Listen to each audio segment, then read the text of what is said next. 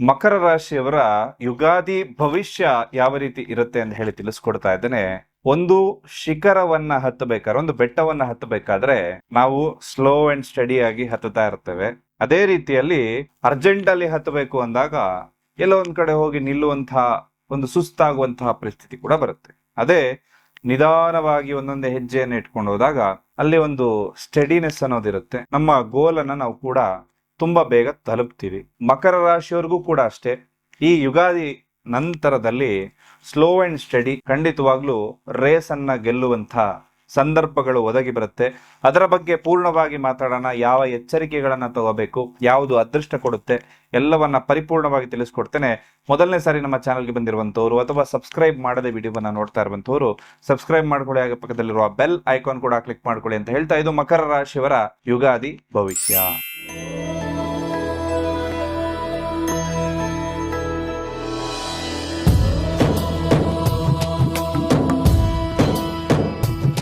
ಹಣಕಾಸು, ಮದುವೆ, ದಾಂಪತ್ಯ, ಪ್ರೀತಿ ಪ್ರೇಮ ಸಮಸ್ಯೆಗಳು, ಜೀವನದಲ್ಲಿ ನೆಮ್ಮದಿ ಇಲ್ಲದಿರುವುದು, ವ್ಯಾಪಾರ ಅಭಿವೃದ್ಧಿ, ಮನೆಯ ವಾಸ್ತು ಹಾಗೂ ಇನ್ನಿತರ ಸಮಸ್ಯೆಗಳಿಗೆ ಶಾಸ್ತ್ರೋಕ್ತ ಮತ್ತು ಶಾಶ್ವತ ಪರಿಹಾರವನ್ನ ತಿಳಿಸಿಕೊಡುತ್ತಾರೆ. ಗುರೂಜಿಯವರ ಅಪಾಯಿಂಟ್ಮೆಂಟ್ಗಾಗಿ ಕರೆ ಮಾಡಿ. ಮಾರ್ಚ್ 19ಕ್ಕೆ ಈ ಅಮಾವಾಸ್ಯೆ ಮುಗಿದ ನಂತರದಲ್ಲಿ ವಿಶೇಷವಾಗಿ ನಾವೆಲ್ಲರೂ ಕಾಯುತ್ತಿರುವಂತಹ ಯುಗಾದಿ, ಯುಗಗಳೇ ಕಳೀತಾ ಇದ್ರು ಕೂಡ ಯುಗಾದಿ ಮರಳಿ ಬರ್ತಾನೆ ಇದೆ. ಈ ಹಾಡು ಪ್ರತಿ ಯುಗಾದಿಗೂ ಕೂಡ ನಮ್ಮೆಲ್ಲರಿಗೂ ಕೂಡ ನೆನಪಾಗುವಂತಹ ಹಾಡು. ಹಾಗೆ ವಿಶೇಷವಾಗಿ ಈ ವರ್ಷ ಇರುವಂತಹ ಯುಗಾದಿ ಬಂದು ಪರಾಭವ ನಾಮ ಸಂವತ್ಸರ ಅಂತ ಹೇಳಿ. ಪರಾಭವ ಅಂದ್ರೆ ಏನು? ಪರಾಭವ ಅಂದ್ರೆ ಸೋಲು. ನಮ್ಮ ಶಾಸ್ತ್ರ ಅಥವಾ ಗತ ಚರಿತ್ರೆಯನ್ನ ಹುಡುಕ್ತಾ ಹೋದ್ರೆ ಈ ಪರಾಭವ ನಾಮ ಸಂವತ್ಸರ ಏನು ಹೇಳುತ್ತೆ ಅಂದ್ರೆ ಭಯಂಕರವಾದ ಅಪಮಾನ, ಅವಮಾನಗಳು ಅಂತ ತೋರಿಸುತ್ತೆ. ಹಾಗೂ ಅವಮಾನಕಾರಿಯಾಗಿ ಸೋಲುವಂಥದ್ದು, ಈ ಎಲ್ಲ ಸೂಚನೆಗಳು ಕೂಡ ಈ ಒಂದು ಸಂವತ್ಸರದಲ್ಲಿ ಬರುತ್ತೆ. ಯಾರಿಗೆ ಈ ಸೋಲು ಬರುತ್ತೆ, ಯಾರಿಗೆ ಗೆಲುವಿರುತ್ತೆ? ಯಾಕಂದ್ರೆ ಒಬ್ರು ಸೋಲಬೇಕಾದ್ರೆ ಇನ್ನೊಬ್ರು ಗೆಲ್ಲಲೇಬೇಕು. ಹಾಗಾಗಿ ಈ ಸೋಲು ಯಾರಿಗೆ, ಯಾರಿಗೆ ಈ ಗೆಲುವು ಅಂತಕ್ಕಂಥದ್ದನ್ನ ಪರಿಪೂರ್ಣವಾಗಿ ತಿಳಿಸ್ಕೊಡ್ತೇನೆ. ಜೊತೆಯಲ್ಲಿ ಈ ವರ್ಷ ಅಂದ್ರೆ ಈ 2026ರಲ್ಲಿ ರಾಜನಾಗಿರ್ತಕ್ಕಂಥದ್ದು ಗುರುಗ್ರಹ ಆಗಿರುತ್ತೆ. ಹಾಗೂ ಮಂತ್ರಿಯ ಸ್ಥಾನದಲ್ಲಿ ಕುಜಗ್ರಹ ಇರುತ್ತೆ. ಅಧಿಪತಿ ಅಂದ್ರೆ ಕಮಾಂಡಿಂಗ್ ಕೊಡ್ತಕ್ಕಂತಹ ಕಮಾಂಡರ್ ಒಂದು ಕೇತು ಇರುತ್ತೆ. ನಿಮ್ಗೆಲ್ರಿಗೂ ಗೊತ್ತಿರುವ ಹಾಗೆ ಕೇತು ಗ್ರಹಕ್ಕೆ ತಲೆ ಅನ್ನೋದಿರೋದಿಲ್ಲ. ಅವನು ಯಾವ ತರ ಬೇಕೋ ಆ ರೀತಿ ನಿರ್ಧಾರ ತೆಗೆದುಕೊಳ್ತಾ ಇರ್ತಾನೆ.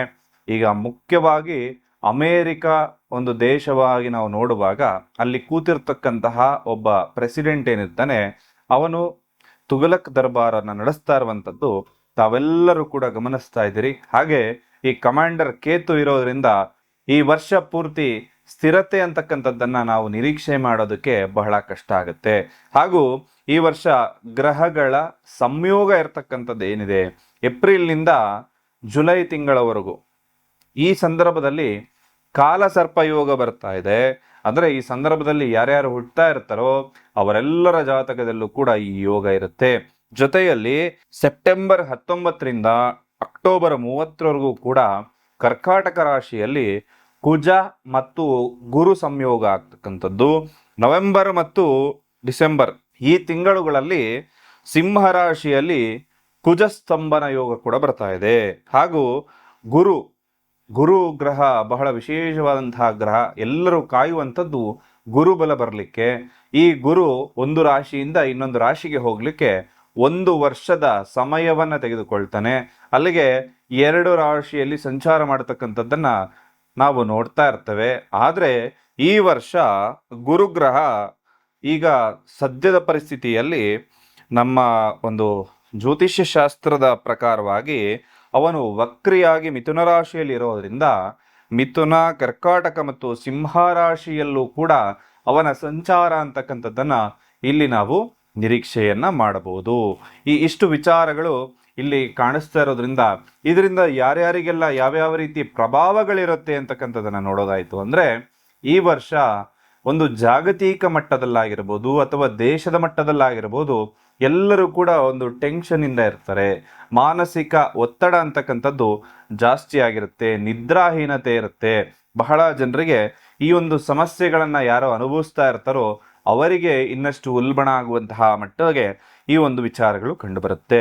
ಮಹಿಳೆಯರಿಗೆ ಒಂದಷ್ಟು ಅದೃಷ್ಟದಾಯಕ ಫಲಗಳು ಪ್ರಾಪ್ತಿಯಾಗುತ್ತೆ.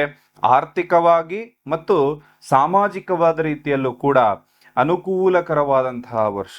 ಅವರು ಪುರುಷರಿಗಿಂತ ಒಂದು ಹೆಜ್ಜೆ ಮುಂದೆ ಹೋಗುವಂತಹ ವರ್ಷ ಇದಾಗಿರುತ್ತೆ. ಜೊತೆಯಲ್ಲಿ ಕ್ರೈಮ್ ರೇಟ್ ಜಾಸ್ತಿ ಆಗುವಂತಹ ಸಾಧ್ಯತೆಗಳು ಕೂಡ ಈ ವರ್ಷ ಬರುತ್ತೆ. ಅನೇಕ ರೀತಿಯ ಕ್ರೈಮ್ಗಳು, ಹೊಸ ಹೊಸ ರೀತಿಯ ಕ್ರೈಮ್ಗಳನ್ನ ಈ ವರ್ಷ ನೀವು ನೋಡಬಹುದು. ಹಾಗಾಗಿ ಬಹಳಷ್ಟು ಎಚ್ಚರಿಕೆಯಿಂದ ತಾವೆಲ್ಲರೂ ಇರಬೇಕಾಗತ್ತೆ. ಮಾಧ್ಯಮದಲ್ಲಿ, ಸೋಷಿಯಲ್ ಮೀಡಿಯಾದಲ್ಲಿ ಒಂದಷ್ಟು ಸುಳ್ಳು ಸುದ್ದಿಗಳು ಬರುವಂತದ್ದಾಗುತ್ತೆ. ಹಾಗೂ ಈ ಒಂದು ಸುಳ್ಳು ಸುದ್ದಿಗಳಿಂದ ಜನ ಹೇಗೆ ಅಂದ್ರೆ, ಒಬ್ಬ ವ್ಯಕ್ತಿ ಶ್ರೀಮಂತನಿದ್ದಾನೆ ಅಂದ್ರೆ ಅವನು ಇನ್ನೊಬ್ಬರಿಗೆ ಮೋಸ ಮಾಡಿನೇ ಶ್ರೀಮಂತನಾಗ್ತಾನೆ ಅಂತಕ್ಕಂಥದ್ದನ್ನ ಯೋಚನೆ ಮಾಡ್ತಾ ಇರ್ತಾರೆ. ಅಥವಾ ಒಬ್ಬ ಯಾವುದೋ ರೀತಿಯಲ್ಲಿ ಮುಂದೆ ಕಷ್ಟಪಟ್ಟು ಮುಂದೆ ಬಂದಿದ್ರು ಕೂಡ ಜನ ಯೋಚನೆ ಮಾಡೋದೇನು, ಅವನು ಏನೋ ಒಂದು ತಲೆ ಹೊಡೆದೆ ಮಾಡಿದನ್ ಬಿಡಪ್ಪ, ಅವನು ಒಂದು ನ್ಯಾಯವಾಗಿ ದುಡಿದ್ರೆ ಎಲ್ಲಿ ಮುಂದೆ ಬರಕ್ ಸಾಧ್ಯ. ಈಗ ನಾವು ದುಡಿತಾ ಇರೋದ್ರಲ್ಲಿ ನಮ್ಮ ತಿಂಗಳ ಖರ್ಚಿಗೆ ಆಗೋದಿಲ್ಲ, ಅಂಥದ್ರಲ್ಲಿ ಇಂಥ ಮನೆ ಕಟ್ಟೋದಕ್ಕೆ ಹೇಗೆ ಸಾಧ್ಯ ಅಂತ ಹೇಳಿ ಅವನ ಬುದ್ಧಿವಂತಿಕೆಯಿಂದ ಅವನು ಮಾಡಿರ್ತಾನೆ. ಆದ್ರೆ ಇಲ್ಲಿ ಜನ ಮಾತಾಡುವಂಥದ್ದು ಅವನು ಏನೋ ಮಾಡಿದಾನೆ, ಒಂದು ತಪ್ಪು ಕೆಲಸ ಮಾಡಿನೇ ಈ ತರ ಮುಂದೆ ಬಂದಿದ್ದಾನೆ ಅಂತ ಹೇಳಿ ಈ ರೀತಿ ತಪ್ಪು ಯೋಚನೆ ಬರುವಂಥದ್ದು ಜನರಿಗೆ ಬಹಳಷ್ಟು ಕಾಣ್ತಾ ಇದೆ. ಇನ್ನ ರಾಜಕೀಯ ವಿಚಾರವಾಗಿ ಬಂತು ಅಂದ್ರೆ ಪ್ರಾದೇಶಿಕ ಪಕ್ಷಗಳಲ್ಲಿ ಒಂದಷ್ಟು ಭಿನ್ನಾಭಿಪ್ರಾಯ ಮೂಡಬಹುದು. ಇದರಿಂದಾಗಿ ಒಂದು ಸಮ್ಮಿಶ್ರ ಸರ್ಕಾರ ಯಾವುದಾದ್ರೂ ನಡೀತಾ ಇತ್ತು ಅಂದ್ರೆ ಅದು ಬಿಟ್ಟು ಅಥವಾ ಅದರಲ್ಲಿ ಏಟು ತಿಂದು ಆ ಒಂದು ಮತ್ತೆ ಎಲೆಕ್ಷನ್ ಆಗುವಂತಹ ಸಂದರ್ಭದವರೆಗೂ ಕೂಡ ಹೋಗುವಂತಹ ಲಕ್ಷಣಗಳು ಬರುತ್ತೆ. ಇದು ಯಾವುದೇ ರಾಜ್ಯದಲ್ಲೂ ಆಗಿರಬಹುದು. ಹಾಗೆ ಕೆಲವು ಪ್ರಮುಖ ರಾಜಕೀಯ ವ್ಯಕ್ತಿಗಳಿಗೆ ಆರೋಗ್ಯ ವಿಚಾರದಲ್ಲಿ ತೊಂದರೆಗಳಿರುತ್ತೆ. ಅವರಿಗೆ ವಿಶೇಷವಾಗಿ ಸ್ವಲ್ಪ ಒಂದು ಮೃತ್ಯುಂಜಯ ಮಂತ್ರವನ್ನ ಎಲ್ಲ ರಾಜಕಾರಣಿಗಳು ಈ ಸಂದರ್ಭದಲ್ಲಿ ಹೇಳ್ಕೊಳ್ಳೋದು ಒಳ್ಳೇದು ಅಂತ ಹೇಳ್ತೀನಿ. ಸಿನಿಮಾ ರಂಗದಲ್ಲಿ ಸ್ವಲ್ಪ ಏಳಿಗೆ ಎಲ್ಲವೂ ಕೂಡ ಆಗುತ್ತೆ. ಹಾಗೂ ದಕ್ಷಿಣ ಭಾರತದಲ್ಲಿ ಇರ್ತಕ್ಕಂತಹ ನಟರು ಎಲ್ರಿಗೂ ಕೂಡ ವಿಶೇಷವಾಗಿ ಶುಭ ಸಮಯ ಅಂತ ಹೇಳ್ತಾನೆ. ಹಾಗೂ ಜೈಲು ಶಿಕ್ಷೆ ಬಗ್ಗೆ ಹೇಳೋದಾಯ್ತು ಅಂದ್ರೆ ಸ್ವಲ್ಪ ಒಂದಷ್ಟು ರಾಜಕಾರಣಿಗಳಿಗೆ ಜೈಲಾಗುವಂತಹ ಸಂದರ್ಭಗಳು ಕೂಡ ಬರುತ್ತೆ. ಇನ್ನು ನೈಸರ್ಗಿಕವಾಗಿ ನಮ್ಮ ಒಂದು ವಿಚಾರವನ್ನ ನೋಡೋದಾಯ್ತು ಅಂದ್ರೆ ಸ್ವಲ್ಪ ಬಸ್ ಅಪಘಾತಗಳಾಗ್ಬೋದು, ಅಗ್ನಿ ಅವಘಡಗಳಾಗುವಂಥದ್ದು ಅಥವಾ ಜ್ವಾಲಾಮುಖಿ ಸ್ಫೋಟ ಆಗುವಂತಹ ವರ್ಷ ಇದಾಗಿರುತ್ತೆ. ಎತ್ತರದ ಪ್ರದೇಶ ಅಥವಾ ಕಣಿವೆ ಪ್ರದೇಶದಲ್ಲಿರುವಂಥವರು ಪ್ರವಾಸಕ್ಕೆ ಹೋಗಬೇಕಾದ್ರೆ ನೀವು ಎಚ್ಚರಿಕೆಯಿಂದ ಇರಬೇಕಾಗತ್ತೆ. ಇನ್ನು ನದಿಗಳ ಬಗ್ಗೆ ಹೇಳಬೇಕು ಅಂದ್ರೆ ನದಿಗಳೆಲ್ಲವೂ ಕೂಡ ತುಂಬಿ ಹರಿಯುವಂತಹ ಸಾಧ್ಯತೆ ಬರುತ್ತೆ. ಬಂಗಾರ ಮತ್ತು ಬೆಳ್ಳಿ ಈಗ ಬಹಳಷ್ಟು ಎತ್ತರಕ್ಕೆ ಹೋಗಿ ಬಿದ್ದಿದೆ, ಚಿನ್ನ ಬೆಳ್ಳಿ ಎಲ್ಲವೂ ಕೂಡ. ಇನ್ನು ಈ ವರ್ಷದ ಕೊನೆಯ ಹಂತದಲ್ಲಿ ಚಿನ್ನದ ಬೆಲೆ ಮತ್ತಷ್ಟು ಏರಿಕೆ ಆಗುವಂತಹ ಸಾಧ್ಯತೆಗಳು ಬರುತ್ತೆ. ಈ ವಿಚಾರ ಎಲ್ಲವನ್ನ ತಿಳಿಸ್ತಾ ಇರುವಂಥದ್ದು ಕೇವಲ ನಿಮ್ಮ ಮಾಹಿತಿಗಾಗಿ ಮಾತ್ರ. ಜೊತೆಯಲ್ಲಿ ಪರಿಹಾರಗಳನ್ನ ಕೂಡ ತಿಳಿಸ್ಕೊಡ್ತಾ ಇದ್ದೇನೆ. ಹಣಕಾಸಿನ ವ್ಯವಹಾರವನ್ನ ಮಾಡುವಾಗ ಎಗ್ರಿಮೆಂಟ್ ಇಲ್ಲದೆ ಈ ವರ್ಷ ಯಾವುದೇ ಕೂಡ ಕೆಲಸವನ್ನ ಮಾಡಬೇಡಿ. ಕೊಟ್ಟ ಹಣ ವಾಪಸ್ ಬರೋದು ಡೌಟ್ ಇರುತ್ತೆ. ಹಾಗೂ ಬಣ್ಣದ ಬಳಕೆ, ನೀವು ನಿಮ್ಮ ರಾಶಿಗೆ ಅನುಗುಣವಾಗಿರ್ತಕ್ಕಂತಹ ಬಣ್ಣವನ್ನ ಬಳಸಬೇಕು. ಈ ವರ್ಷ ಹಳದಿ ಬಣ್ಣ ಶ್ರೇಷ್ಠವಾದಂತಹ ಬಣ್ಣ ಆಗಿರುತ್ತೆ. ದೇವತಾ ದರ್ಶನದ ಬಗ್ಗೆ ಹೇಳೋದಾಯ್ತು ಅಂದ್ರೆ ಈ ವರ್ಷ ಯಥೇಚ್ಛವಾಗಿ ದೇವರ ದರ್ಶನ ಮಾಡುವಂತಹ ಯೋಗಗಳು ತಮಗೆಲ್ರಿಗೂ ಕೂಡ ಪ್ರಾಪ್ತಿಯಾಗತ್ತೆ. ಇನ್ನ 50 ವರ್ಷ ಮೇಲ್ಪಟ್ಟವರು ಯಾರೇ ಇದ್ರೂ ಕೂಡ ಕಾಲು ಜಾರಿ ಬೀಳುವಂತಹ ಸಾಧ್ಯತೆ ಇರುತ್ತೆ. ಸ್ವಲ್ಪ ನಡಿಬೇಕಾದ್ರೆ, ಸ್ಲಿಪ್ಪರಿ ಜಾಗದಲ್ಲಿ ಹೋಗ್ಬೇಕಾದ್ರೆ ಎಚ್ಚರಿಕೆಯಿಂದ ಇರೋದು ಶುಭವನ್ನ ನಿಮಗೆ ತಂದು ಕೊಡುತ್ತೆ. ನಿಮ್ಮ ಜೀವನದಲ್ಲಿ ಎಷ್ಟು ಪ್ರಯತ್ನ ಮಾಡಿದ್ರೂ ಕೂಡ ಫಲ ಸಿಗ್ತಾ ಇಲ್ಲ. ಹಣ ಬರುತ್ತೆ, ಆದ್ರೆ ಕೈಯಲ್ಲಿ ಉಳಿತಾ ಇಲ್ಲ.